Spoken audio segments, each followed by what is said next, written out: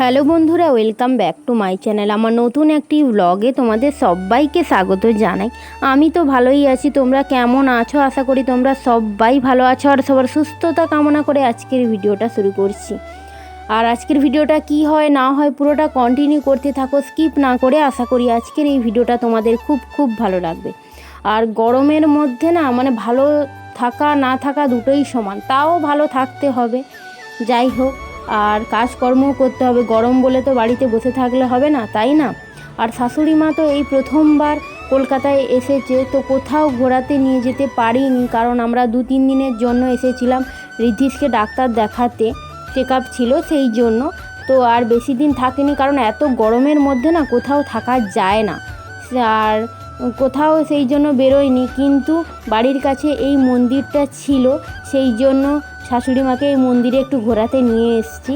আর এই মন্দিরটা না অনেক দূর থেকে লোক দেখতে আসে, আর এইটা একদম বাবার বাসার একদম খুব কাছে আর কি, সেই জন্যই নিয়ে আসা। আর এই যে দেখো, বাইরে সব শ্বেত পাথর আর বিভিন্ন কাঁচের কারুকার্য করা।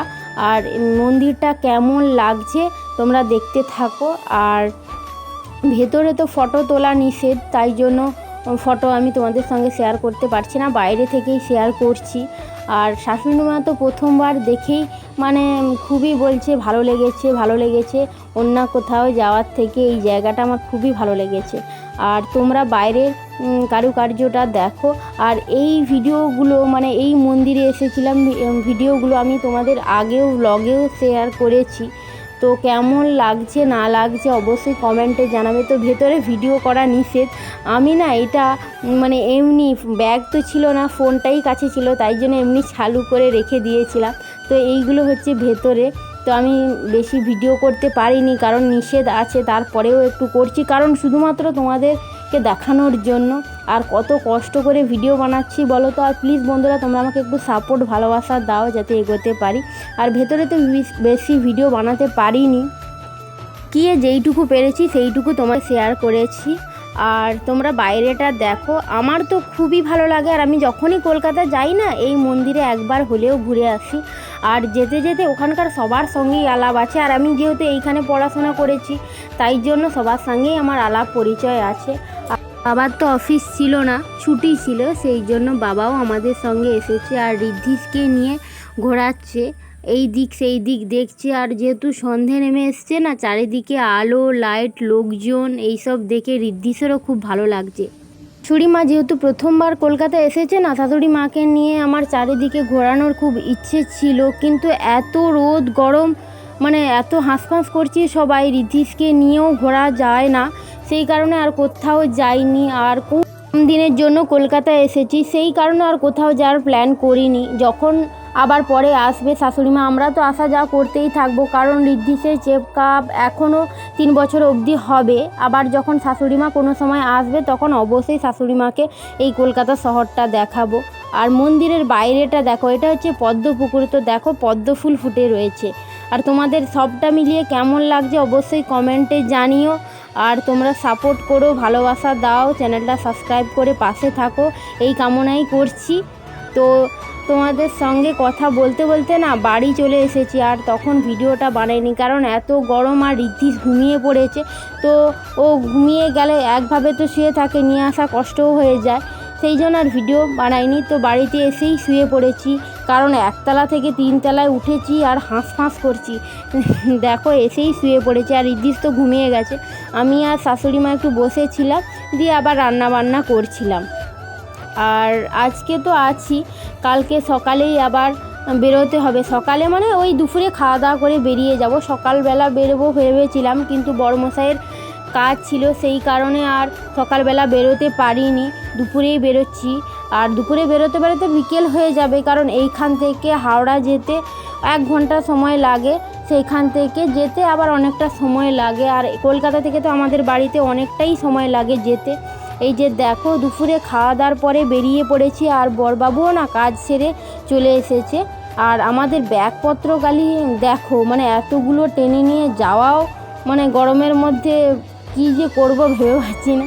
যাই হোক, দেখো স্ট্যান্ডে এসে দাঁড়িয়েছি, আর বাবাও আমাদের সঙ্গে যাচ্ছে, কারণ সামনে তো ষষ্ঠী, বাবা না গেলেই নয়, সেই কারণে। আর দেখো বড়বাবু দুটো নিয়েছে, এইখানে দুটো রয়েছে, আমার বাবাও দুটো নিয়েছে, মানে সবটা মিলিয়ে 6টা টোটাল ব্যাগ হয়েছে। তার মধ্যে তো ঋদ্ধিসকে একজনকে নিতেই হবে। আর দেখো বাবা না বাসের জন্য দাঁড়িয়ে আছে, এত রোদ গরম। অন্যান্য দিন দাঁড়াতে হয় না, 10 মিনিট ছাড়া ছাড়া বাস চলে আসে, কিন্তু আজকের এতক্ষণ সবাই মিলে দাঁড়িয়ে আছি তবুও বাস আসছে না। কখন আসবে কে জানে। এই যে দেখো রোদের মধ্যে দাঁড়িয়ে আছি, মানে ঘেমে একদম এখানেই স্নান হয়ে যাচ্ছি, আরও সারাটা রাস্তা যাব কি করে ভাবছি। তো দাঁড়াতে দাঁড়াতে প্রায় 1 ঘন্টা পরে বাস এলো। আর এই বাসটা অনেকটা জায়গায় ঘুরে ঘুরে যায়, তবুও দাঁড়িয়ে থাকবো কেন, তাই জন্য উঠে পড়েছি।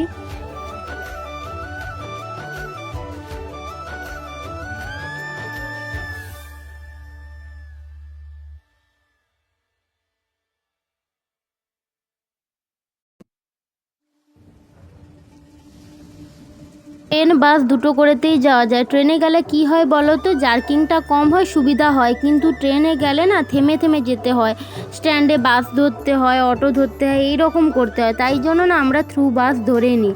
আর ওঠার আগে দেখো বড়মশাই জল ভরে নিচ্ছে, আর এই গরমে তো জল তেষ্টা মানে বারে বারে পাচ্ছে, তো জল তো না নিলেই নয়, তাই না।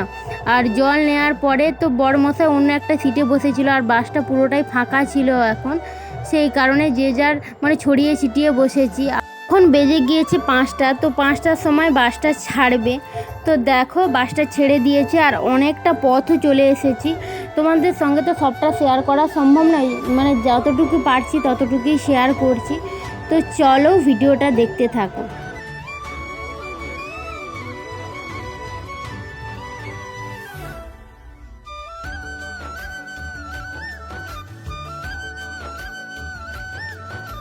রাস্তায় আস্তে আস্তে না ঋদ্ধিস একদমও ঘুমায়নি, আর কি কাণ্ডটা করছে তোমরা একবার খালি দেখো। মানে আমার এত হাসি লাগছে কি বলবো, ভয়েস দিতেই পারছি না।